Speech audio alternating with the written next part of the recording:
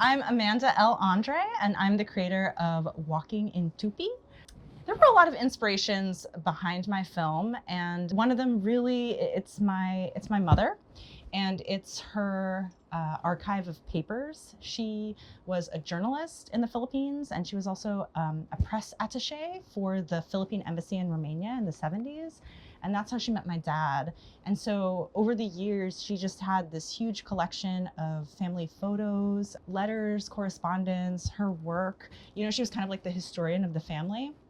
And when she passed away, it came down to me, you know, and these were papers and photos that I had just like grown up seeing around the house, even if they lived in boxes, you know, and I carried them with me. You know, they've traveled the world from the Philippines and to Virginia to LA. And so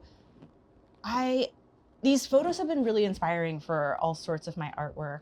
I created a play from them. I did this like artistic archival DIY residency. And then the film kind of came along after understanding and processing all of these pieces of inheritance. And so this was a way for me to kind of get a little more dreamy with what I was working with and feel like I was kind of channeling my ancestors in a different way.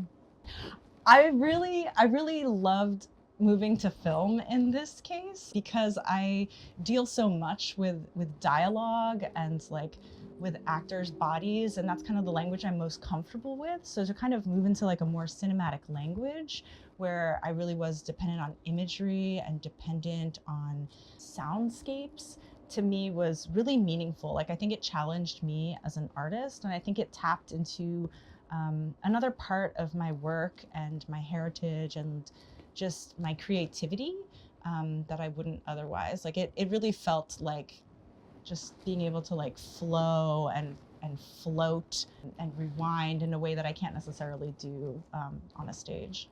I'm just trying to do like a lot more like experimental work. I really love this kind of collage process of film. Because this film is also really inspired by another filmmaker, Filipina filmmaker, Shireen Seno. She made this beautiful short called To Pick a Flower, and I actually saw it in Bucharest at an experimental film festival. So it was really meaningful to see a film about my mother's homeland in my father's homeland. Like that felt so special, and the film really stayed with me, and just this idea of kind of using film as like a notebook and a place to like really work out big concepts about, you know, like capitalism and colonialism and domination and power, but also like in a very intimate setting where like you can just dwell on a photo for a long time. Those are the kind of films that I'm like really interested in. And I know Filipinos also, and Filipino Americans have like a long history of making those kinds of films.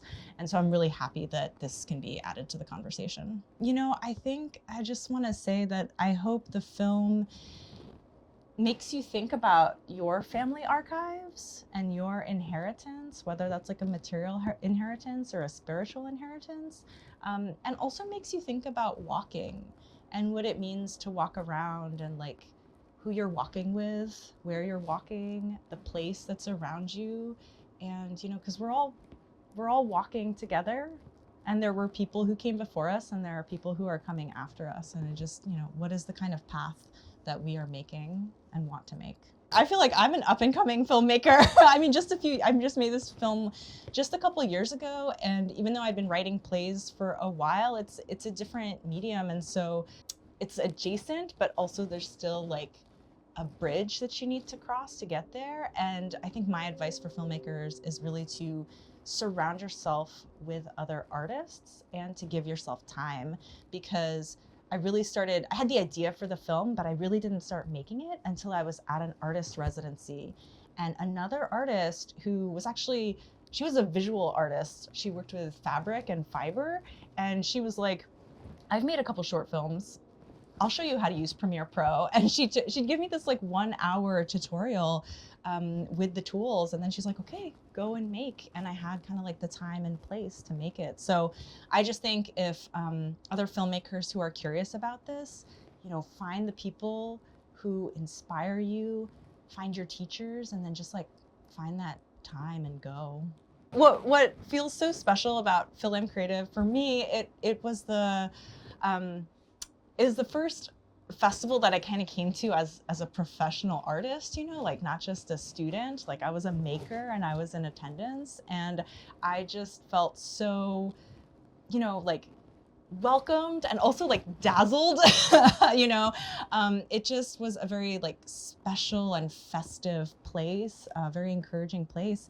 There was more than just the festival, you know what I mean? Because I met some folks there who I ended up working with and collaborating with on other projects. I just have to call out like two amazing directors, Shay William Vanderpoort and Steven Soria, because I met them at FilAm Creative for their short film, and then they ended up like directing an excerpt of one of my theatrical works and bringing all sorts of like their knowledge of music and TV and film into the experience. And so that to me is what feels really magical and potent about FilAm Creative, that it's like being a place for these relationships, to like meet these other artists and get inspired and kind of like go forth and do things. Something else that feels special to me about this film and kind of getting the encouragement from FilAm Creative to, you know, like once they accepted it, I also started sending it out to other places. One of the things that also felt really special was that the Experimental Film Society in the Philippines, based in Quezon City, they did a showing of the film last year, and the curator, B. Mariano, she put it together with these other experimental Filipina women filmmakers from the diaspora, and it was so cool to see the themes that come from Filipino women, like longing for our homeland and our ancestors' homelands, and like the Philippines just being such a strongly rooted place for us, even if we might not have been there or have been there for just a short time or just when we were kids or if we had to leave. You know, it's like the Philippines is always going to be there for us.